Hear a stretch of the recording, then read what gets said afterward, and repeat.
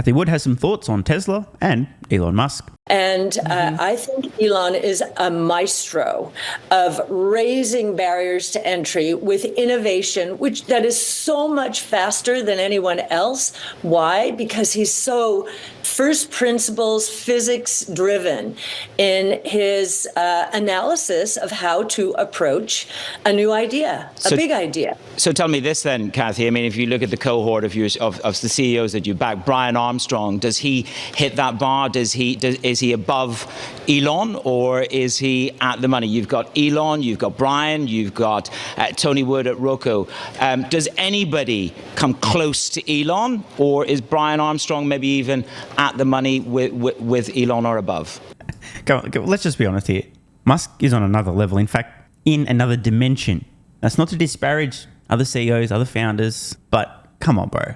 If I didn't know any better, judging by the look on Cathie's face, she's trying to search for a way to delicately answer this question without insulting the likes of Brian Armstrong, who, by the way, is a legend, but there's no contest and absolutely no comparison, which is a shame because I'd love to find other companies out there led by people who are as capable, as competent, as unique, and as able as Elon Musk, but he really is a once-in-a-generation, if not century, leader. Well, we don't actually look at the world that way, one relative to the other in terms of management teams. World-class question dodged there from Cathie Wood. We do look from our scoring system at the scores, which include moat, management, people and culture, execution, valuation, that might surprise people, and product and service leadership, and thesis risk. Those are the 6 scores. And all 3 of them score very highly. Which one scores the highest? They're actually very close to one another, to be honest. Some catalysts for Tesla stock in 2024. Tesla stock still has a lot going for it heading into 2024. Our very own Madison Mills is here with the 3 big catalysts for the EV giant. Madison. Guys, I still can't get over that soundbite we played earlier. They can't even get their own numbers right on this stage, not to pick on them again. But come on, you're saying that you're going to have 20 million in annual vehicle deliveries. This current year's upcoming target for 2024 is just 2 million. So a lot of aspirational goals, to put it lightly. Should we tell Madison here how exponential growth works? I mean, not to be condescending here, but she's kind of begging for it. In a very recent video on this YouTube channel, or X if you're watching there, I looked over electric vehicle sales volumes in roughly the preceding 10 years and discovered that approximately every 5 years, the number of electric vehicles sold globally has been increasing by 10 times. One more time. Roughly every 5 years. In fact, actually every 5 years. In the preceding 10 years, the number of electric vehicles sold as a percentage of all vehicles sold increased 10 times. So let's do some basic math here. Madison, if you increase 2 million 10 times, what does that equal? Oh, that's right, that equals 20 million. And if you were to do that over a period of 5 years, which we've seen happen previously to electric vehicle sales globally in the prior 5 years and the 5 years before that, it's happened twice in a row in 5 years at 10x. How many years from now would that be? Let's do some math here. Ready? The first year would be 2024. The second, 25. The third, 26. The fourth, 27. And the fifth, 2028. So is it possible, Madison, that a company could increase their vehicle volumes from 2 million to 20 million and reach their goal of 20 million vehicles produced and sold in 2030? The answer to that question is obviously yes. Now, does this mean Tesla will get there? No. Is their goal ambitious? Yes. Did Tesla achieve their previous long-term goal set back in 2014, expecting to sell 500,000 vehicles in 2020? And everyone pointed and laughed and said, that's no way, not going to happen, impossible, never happened before, blah, blah, blah. And then they got there? Yes. So the audacity to suggest that Tesla are increasing their vehicle volumes 10 times in less than a decade is not going to happen. When she's asking for this, this is one of the dumbest things I've heard. I definitely don't think she's presenting her opinion here based on her skills in mathematics and understanding numbers or the existing data. Of course, I could be wrong. Looking forward to hearing a little bit more from a very well-informed friend.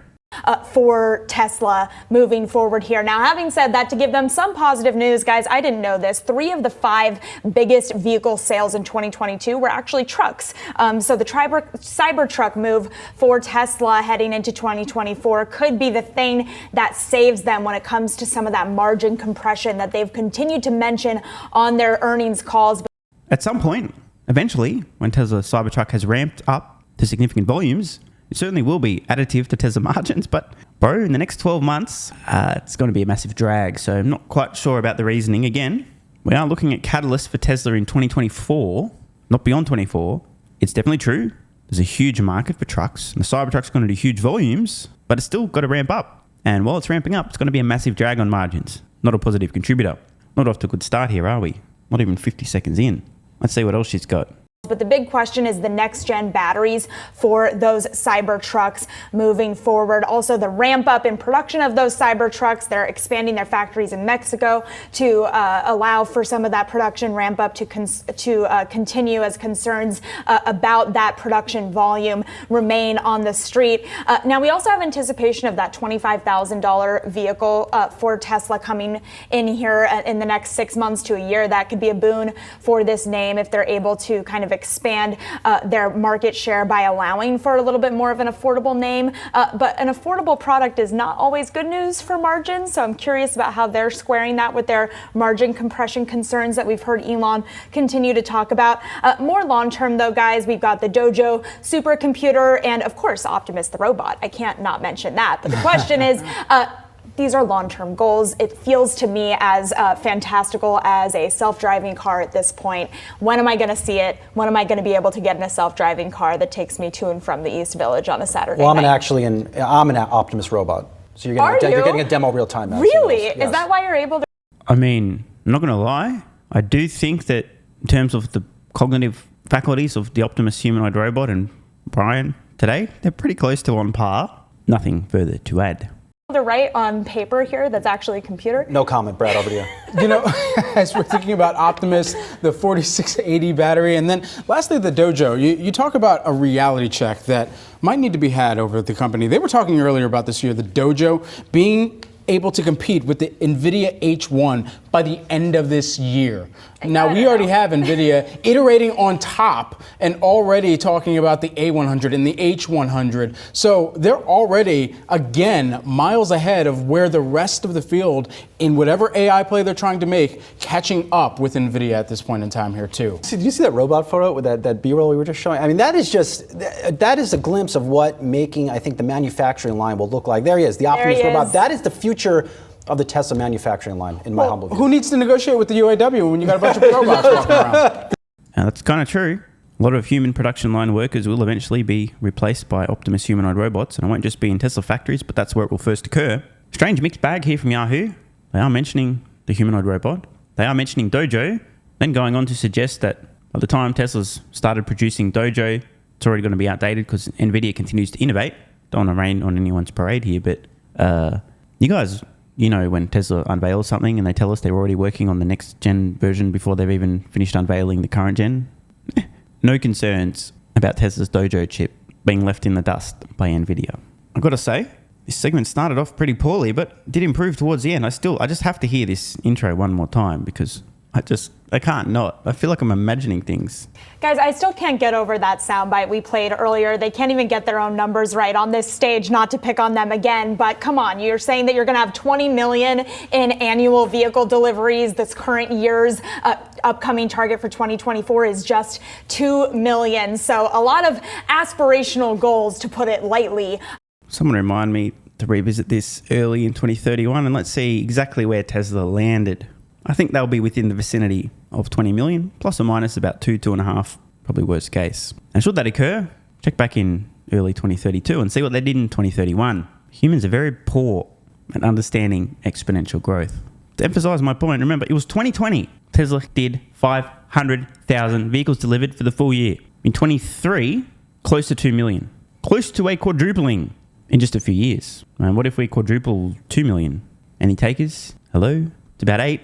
Do it again, they'd be well past their 20 million. The point is, exponential growth really sneaks up on you. And our next guest recently spoke to Tesla CEO Elon Musk as part of a Spaces on X, hitting on topics ranging from self-driving cars to the dominance of passive investing. And this comes after she recently added Tesla shares to her benchmark fund for the first time in months. Of course, we're talking about Cathie Wood, ARK Invest founder, CEO, and CIO. And I definitely want to talk crypto with you, Cathie, but I did want to start with Tesla here because you did have the chance to talk to Elon Musk last week, and because you did recently add those Tesla shares back in. Although you didn't not have them, you just added more shares to the portfolio. Talk to me about the timing of that, first of all, of getting back out there and buying Tesla shares. Yeah, a couple of things have happened in the last month, really, that have increased our confidence in Tesla. It's already high. It's the number 2 position in the flagship fund.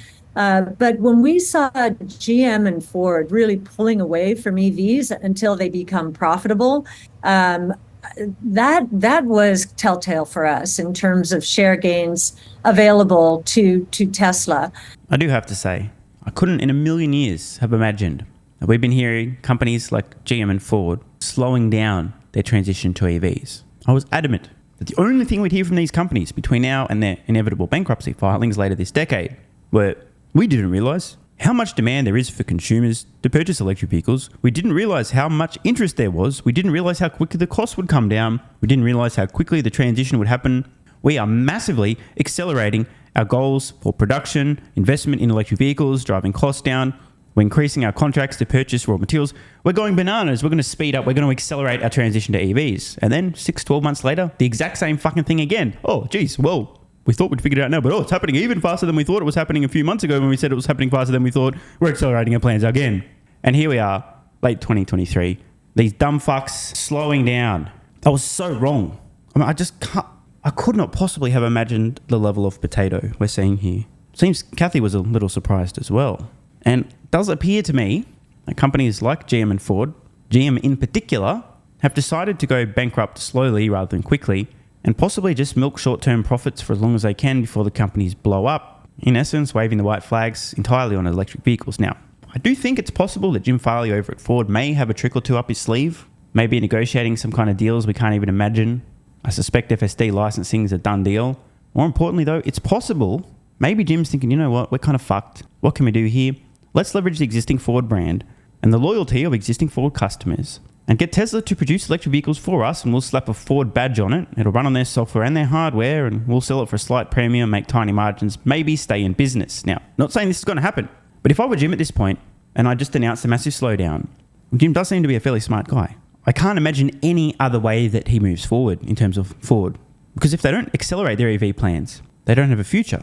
So the only possible outcome I can think of, and I'm not that creative, so it's probably another idea up your sleeve or two, but literally is for Ford to essentially be slapping a Ford logo on Tesla technology, the hardware and the software, and for that to be their plan. And obviously, Mary B. Aspara, she's looking for the golden parachute. She's been working a 5-year plan for the last couple of years. She'll be out of there at most, probably 3, 4, at absolute most 5 years from now, but likely in the next 2 to 3, probably 3.5 at most years, Mary B. Aspara will be stepping down to pursue other opportunities and or spend more time with friends and or family and or some other shit. And then, of course, she'll win a bunch of awards for being the world's greatest CEO because she had a vagina, and that's how it works today.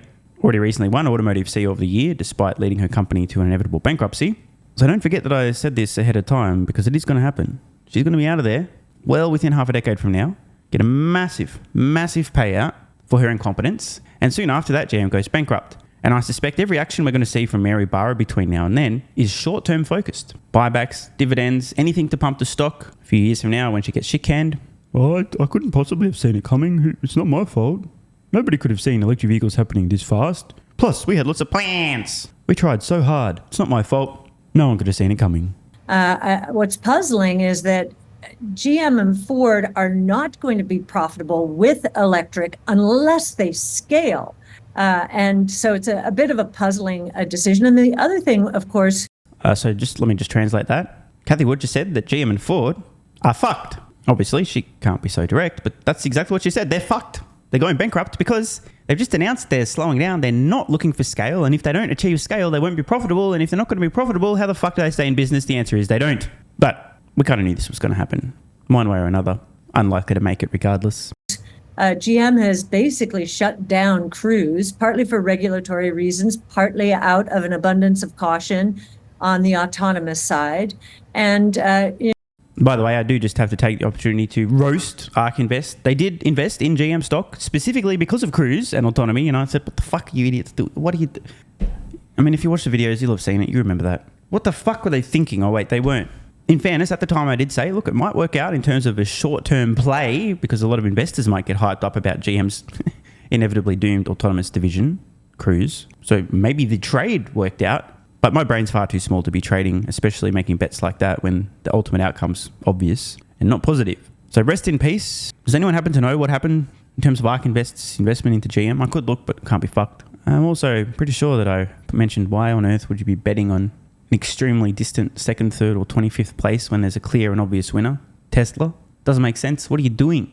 Madness. You know, they're losing a lot of talent because of it. And again, we do believe that Tesla is in the pole position to be the autonomous taxi platform in the United States. Cruise pulling out adds to our confidence there as well. Cathie, I'm curious what your current thinking is on the timeline of when Tesla is going to be able to get there. I mean, this is something that is difficult, we have seen, not just for Tesla, but other companies. Tesla tends to push timelines back. So when do you think that is going to arrive and therefore, I would assume, unlock value, more value for the shares as well? Yes. We're seeing some data here that I think is compelling.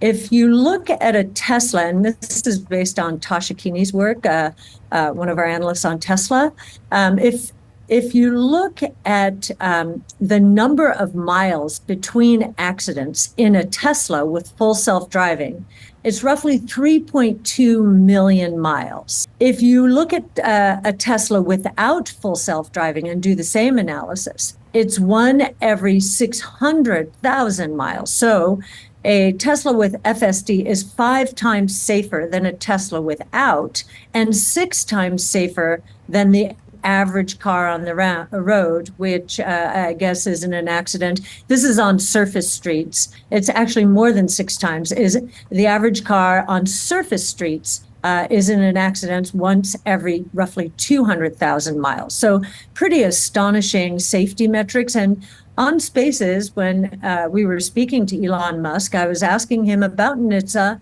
And NHTSA is the National Highway Transportation Safety Administration, and just how he felt the NHTSA was going to use this data. Was it important to NHTSA? And he said, absolutely. It's a data-driven organization. So we think that the numbers are compelling. And you know that 80 to 90% of all accidents are caused by human error. So taking the human out actually does make a difference. So that's obviously the fundamental case on the company. I want to step to something a little more technical for a moment because, and you and I have talked regularly about the interplay between Musk as CEO of Tesla and his other business endeavors. I'm curious how concerned you are that any further losses at X could force Musk to sell more Tesla shares and put pressure on that stock. Now, before Cathie answers here, just a little bit of anecdotal data. It appears recently that many creators on X, myself included, have seen a major increase in the amount of ad revenue being paid out per view per post. Obviously, it's not a perfect metric. Some posts don't have ads and some posts have certain keywords where the ad rates are probably higher. But in the most recent payout, just about everybody seems to see a massive increase at a surprisingly high amount of earnings. Could it be that X has seen a bunch of advertisers return? The company's turning the corner in terms of profitability and they're more confident and able to pay out higher amounts to creators? Time will tell. But I wouldn't personally be particularly concerned about X and its profitability and that having an impact on Tesla. You never know, but I think that being concerned about X as it relates to Tesla, making a mountain out of a molehill. Well, we think that we know that X's traffic is going up. They've obviously had some trouble on the advertising front. But advertising will follow traffic, we believe, and users, number of users. And we do believe those will continue to increase. His reason for buying X, we believe, is sound and will be successful.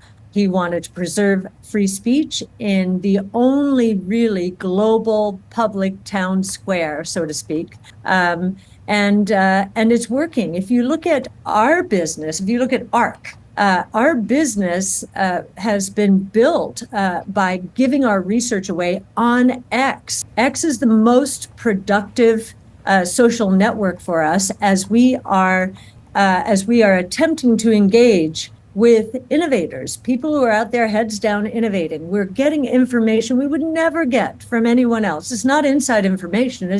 It's information about the technologies evolving out there. And I think you'll see anyone involved in technology or in digital assets, so crypto, finds X to be a very productive and necessary outlet and really source of information. Can confirm, I get all of my information and news from X. That's where everything breaks. It's where the best insights are. You might notice how regularly I feature posts from X. Not an accident. So now that's only the first step for him. He really, and again, he emphasized it on our Spaces session with him, he is looking at the everything app. Think WeChat Pay, where it'll be not just a social network, but a network for commerce and for financial services. Remember, that's how he started out in the entrepreneurial world. It was a financial services company, digital financial services company, which he sold to PayPal. And I think his vision encompasses all of that. And if he is right, given where that stock is valued right now, I think less than $20 billion in equity market cap, if he is right, then this is going to be the beginning of a very, very strong run for X. She ain't wrong.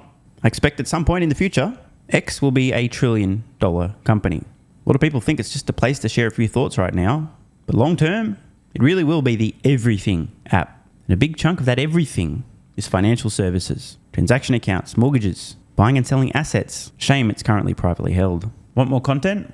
Early access? Bunch of perks? Click the links in the pinned comment. AG1 has given me a massive, meaningful boost in energy, allowing me to do a lot more every day, including using my brain more and using my body more. I highly recommend you guys and girls check it out. It's an excellent way to fill in nutritional gaps. It's got 75 high-quality vitamins, minerals, and whole food source nutrients, plus prebiotics and probiotics and digestive enzymes and adaptogens to help you deal with stress. Plus, if you click the link in the pinned comment or head to drinkag1.com/SMR, you can get yourself a 1-year free supply of vitamin D3 and K2. But don't take my word for it. Here's what some of you guys and girls have to say. AG1 has changed my life. I was, as you described, treating myself like a circus, ate like trash, rarely exercised, used alcohol as a stress crutch, cannabis also. AG1 is what gave me the kick in the ass, got me back to the gym, motivated me to do more for myself, family, my business, etc. Keep doing what you do. Now, I know there's some skeptics, the same kind of people who think Elon Musk is a fraud, reading this going, what do you thought? There's no way that's possible, bro. It must be a placebo effect. Believe it or not, this is a recurring theme. If you give your body everything it needs to feel and perform its best, including having a lot more energy, you'll need ways to use that energy. For me personally, that includes more exercise, moving my body more social activity, and more cognitively demanding tasks, including producing a ton of exclusive content over on Twitter and on Patreon, plus my daily YouTube uploads. The proof's in the pudding. On to another testimonial from a viewer of this channel. SMR, you asked me to provide feedback on AG1. Here it is. It has helped with mental acuity, stamina, and intestinal waste management. Can't read between the lines. It certainly helps with regularity and digestion. That's what the digestive enzymes are for. It has also dramatically reduced my cravings for sugar. You guys need to stop eating sugar. It's fucking poison. I'm 50, 5'9", and overweight, aka a fat motherfucker. I think that's a technical term for overweight, isn't it? Is it fat motherfucker or obese? I can't remember. I average 100 hours a week in the West Texas oil fields as a safety supervisor. Jesus Christ, dude. No wonder you're struggling to keep your weight under control. 100 hours a week. Brutal. It has helped me lose weight. It is not an appetite suppressant. It can help fat people suppress cravings, and motivation to be healthier is critical for changing your diet. Love you, brother. Again, this is a great point and something people really don't seem to grasp. If you have more energy, everything becomes easier. It's like turning on easy mode for life. A few years ago, before I was taking AG1, my health was trash. I was struggling to get through the day, had afternoon fatigue. The last thing I wanted to do was either use my brain or move my body. Didn't have the energy. Now, my biggest struggle every day is figuring out ways to use that energy. I'm exercising way more, doing a lot more with my friends and family, and of course, my work output has increased substantially. And you can fact check me. Check out the average length of my videos I was posting to YouTube 3 years ago. Need I say more? And one final testimonial. Love this one. Okay, here's the deal for me with this AG1 shit. I'm 41 years old and not the type to eat, drink, smoke, or sleep healthy, so I was skeptical. That being said, here's what I experienced. Day 1, meh. Day 2, afternoon fatigue was about 45 minutes late. Day 3, 0 afternoon fatigue. Day 4, 0 afternoon fatigue plus extra energy. Day 5, again, 0 afternoon fatigue plus energy. Wondering, what the fuck, really? See, this is the thing, right? The results for many people are just almost too good to be true. This is the same experience I had. My afternoon fatigue just vanished out of nowhere. I'm like, wait, what the fuck? Why am I not tired in the afternoons anymore?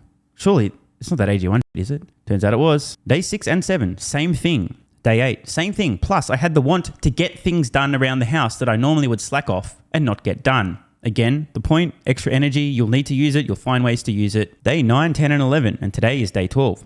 I fucking love it. So however you managed to get me to buy it, I'm so glad you did. Thank you so much, SMR. It really changed me so far. Guys, this shit really works. Just try it. By the way, this is the reason I continue to relentlessly promote AG1. A lot of people get real fucking mad in the comments. Oh my God, Snake Oil Salmon's sold out. Oh my God, he's a scammer. This is fraud. But constantly, I'm pretty sure everyone making these comments is also currently short Tesla stock. I'm not particularly concerned about people having a negative perception, those folks suffering from small brain syndrome, still living in my bum's basement syndrome, etc., writing mean comments, claiming AG1's a scam or it doesn't work. I mean, bro, when I get feedback like this is what keeps me going. Just try this stuff for a month, and if you don't get these results, get your money back. See, it's a literal no-brainer. It's an IQ test at this point in time. Testimonial after testimonial after testimonial like this. Get your money back if it doesn't work. Just try it for a month, and if it doesn't work, get your money back. Today's the day. It's finally time. Be like this guy who was a massive skeptic, but finally, after 1,000 promotions in a row, caved in, tried AG1, and has results like this. Head to drinkag1.com/SMR or click the link at the pinned comment, and please, let me know how you're feeling in a few weeks' time. Now, if you'll excuse me, time to put my extra energy to good use. I'll be recording some more exclusive content for Patreon and my Twitter subscribers. So click the links at the pinned comment. See you over on Twitter and or Patreon, and don't forget to grab your AG1. Love ya.